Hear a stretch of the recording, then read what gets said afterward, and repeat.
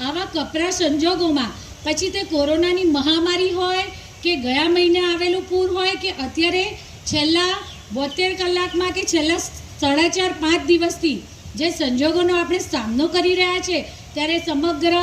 શહેરના પોતપોતાના વિસ્તારનું પ્રતિનિધિત્વ કરતા મારા સૌ કાઉન્સિલર ભાઈઓ અને બહેનો કે જેઓ સતત લોકોની વચ્ચે રહી અને કાર્ય કરી રહ્યા છે, તો સાથે સાથે વડોદરા મહાનગરપાલિકાના અધિકારીગણ કમિશનરશ્રીના માર્ગદર્શન હેઠળ, માનનીય કમિશનર શ્રી દિલીપભાઈ રાણાજીના માર્ગદર્શન હેઠળ અને એમની સૂઝબૂઝ અને ખૂબ દૂરંદેશી સાથે કરેલા કામને કારણે આજે આપણે એક પહેલાં કદી ન બની હોય એવી આ પૂરની પરિસ્થિતિનો સામનો આપણે સૌ સાથે મળીને કરી રહ્યા છે। તો વિસ્તારમાં નાગરિકોની સાથે બધા જ મારા 76 ઓલ મારા કો કાઉન્સિલર એટલે કે મારા સૌ સાથી સભાસદશ્રીઓ